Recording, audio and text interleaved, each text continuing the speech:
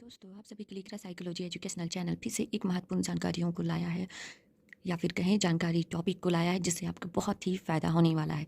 तो आइए देखते हैं फैक्टर्स और काउजेज ऑफ सोशल चेंज के बारे में आज हम लोग देखने जा रहे हैं, जो कि है सामाजिक परिवर्तन के संबंध में एक समस्या यह है कि किन कारकों या कारणों से यह होता है। दूसरे शब्दों में, किन परिस्थितियों में सामाजिक परिवर्तन की होने की संभावना अधिक होती है। इस संबंध में निम्नलिखित बातें महत्व है। सोशल चेंज के 9 परिवर्तन हैं, जो कि क्या है वो देखते हैं। भौतिक कारण, जैविक कारण, प्रौद्योगिक कारण, आर्थिक कारण, शैक्षिक कारण, जनसंख्यायिकी कारण, सांस्कृतिक कारण, मनोवैज्ञानिक कारण, राजनीतिक कारण। ये जो सामाजिक परिवर्तन से संबंधित ये 9 कारण हैं, इसको भी आज हम लोग थोड़ा डिटेल से देखते हुए आगे बढ़ेंगे कि भौतिक कारण के अंतर्गत कौन कौन से आते हैं। तो आइए स्टार्ट करते हैं। भौतिक कारण। भौतिक कारणों में बाढ़, युद्ध, भूकंप इत्यादि मुख्य रूप से आते हैं। ऐसे प्राकृतिक संकटों के कारण सामाजिक व्यवस्था छिन्न भिन्न हो जाती है, समाज की आर्थिक स्थिति नाजुक हो जाती है, सामाजिक संरचना बदल जाती है, जनसंख्या के केंद्र तथा व्यवसायों के मार्गों में परिवर्तन होता है। किसके कारण? तो भौतिक कारण के कारण।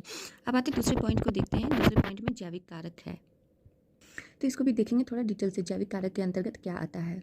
वंश परंपरा के आधार पर प्रत्येक प्राणी पीढ़ी नई पीढ़ी बदल जाती है। प्रत्येक नई पीढ़ी एक नई पीढ़ियों में अंतर होने के कारण पुराने मूल्यों, विश्वासों, रीति रिवाजों तथा पुरानी पीढ़ियों में अंतर होने के कारण पुराने मूल्यों, विश्वासों, रीतियों की वजह से मानदंडों में परिवर्तन घटित हो जाती है। यह एक वास्तविकता है कि जैविक दृष्टिकोण से मनुष्य जो होता है, जैसे जैसे विकसित होते गया है, उसके सामाजिक जीवन में उपरिमुखी परिवर्तन घटित होती रहती रही है, जिसके कारण वो क्या होता है? तो जैविक कारण होता है।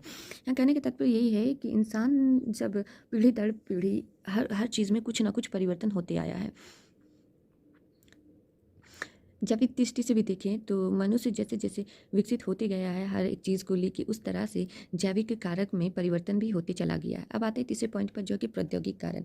प्रौद्योगिक कारण के अंतर्गत सामाजिक परिवर्तन पर प्रौद्योगिक कारण का गहरा प्रभाव पड़ता है। प्रौद्योगिक कारक को का अर्थ नई नई मशीन, नए नए उपकरण इत्यादि आविष्कार औद्योगिक का होता है। इन सब का प्रभाव सामाजिक परिवर्तन पर पड़ता है। जैसे मान लेते बिजली की सुविधा उपलब्ध हो जाने के कारण बहुत सारी चीज़ें जो होती है हमारे समाज के अंतर्गत आ जाती हैं और समाज में परिवर्तन ले आता है। अगर पहले ज़माना में देखते थे कि इंसान नदी में जाके कपड़ा धोता था, तो अब क्या वॉशिंग मशीन आ गया है। तो इस वजह से यहाँ पे प्रौद्योगिक कारण के कारण भी समाज में परिवर्तन हो चुका है। अब आते हैं चौथा पॉइंट पे, जो कि है आर्थिक। आर्थिक के अंतर्गत भी बहुत सारी समस्याएं उत्पन्न होती, इसकी वजह से समाज में भी बहुत सारे परिवर्तन होते। जैसे कि एक एग्जांपल ले लेते हैं। आर्थिक कारण, आपके पास आपका बिजनेस है या फिर आप सर्विस में, आपका रोजी रोजगार अच्छा चल रहा है, फाइनेंशियल आप स्ट्रॉन्ग है, तो आपके पास हर चीज़ की सुविधाएं उपलब्ध होगी। और जिसके पास नहीं है, उसके पास किसी प्रकार की सुविधाएं उत्पन्न नहीं होगा। उसी में सामाजिक परिवर्तन का उतार चढ़ाव भी होते रहता है। उसे ही हम लोग क्या कहेंगे? सामाजिक कारक कहें या समाज में आर्थिक कारक कहें या समाज में परिवर्तन, यही सब वजह के कारण होती है। अब आते हैं पांचवा पॉइंट है, जो कि शैक्षिक कारक है। शैक्षिक कारक के अंतर्गत भी बहुत सारी समाज में परिवर्तन लाया जा सकता है। जैसे कि शैक्षिक कारक में औपचारिक अनौपचारिक दोनों तरह से हम लोग देखेंगे, और इस वजह से भी इसमें जो सामाजिक परिवर्तन है, स्कूल्स कॉलेज में सबको जोड़ कर अगर देखें तो इसमें सामाजिक परिवर्तन होता है। शिक्षा ही एक ऐसा चीज़ है जो इंसान में परिवर्तन लाया जा सकता है। जनसंख्यायिकी कारण के कारण भी बहुत सारी समाज में परिवर्तन होती है। जब जन्म में अगर वृद्धि होती है तो सामाजिक परिवर्तन होता है, जनसंख्या बढ़ जाती है और मृत्यु में कमी होती है, तो इस वजह से भी सामाजिक परिवर्तन होता है।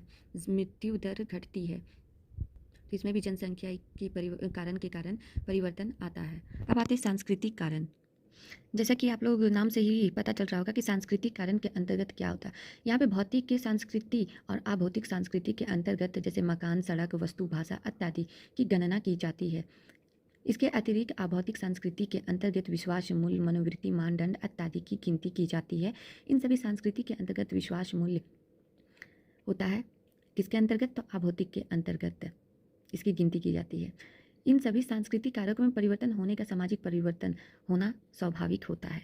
किसके कारण? तो सांस्कृतिक कारण के कारण समाज में परिवर्तन आता है। अब आते हैं मनोवैज्ञानिक कारण पे, जो कि 8वां पॉइंट है।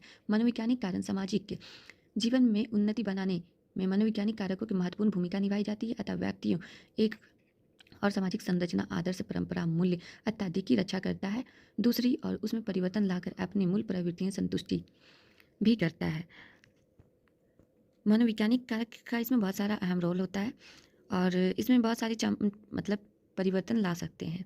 अब आते हैं 9वां पॉइंट जो कि अंतिम पॉइंट है किसका, तो सामाजिक परिवर्तन के। तो नैतिक का राजनीतिक कारक सामाजिक परिवर्तन का एक प्रधान आधार आरंभ से है जो कि राजनीतिक रही है। राजनैतिक नीति या योजना या चेतना तथा राजनीतिक घटना तथा नैतिक के कारण बड़े बड़े सामाजिक परिवर्तन होते रहे हैं।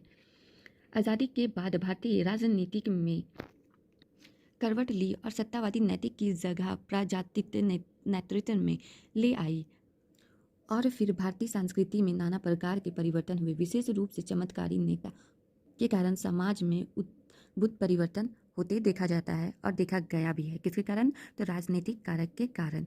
इसी प्रकार से जो सामाजिक परिवर्तन की जो ये सब जो सोशल चेंजेस की बहुत सी महत्वपूर्ण जो टॉपिक है वो 9 पॉइंट थे जो कि हम लोग डिस्कस कर चुके हैं। इसी प्रकार से आज हम लोग सामाजिक परिवर्तन के कारकों कहें या फैक्टर कहें, ये सब हम लोग आज देख चुके हैं और समझ चुके हैं। आशा करती हूँ ये सब जो कारण हैं हम मतलब समाज में, आर्थिक में, ये फिर शैक्षिक में सामाजिक परिवर्तन किन किन कारणों से उत्पन्न होता है, तो वो सब देखते हुए हम लोग आगे बढ़े हैं। और देखने के लिए धन्यवाद।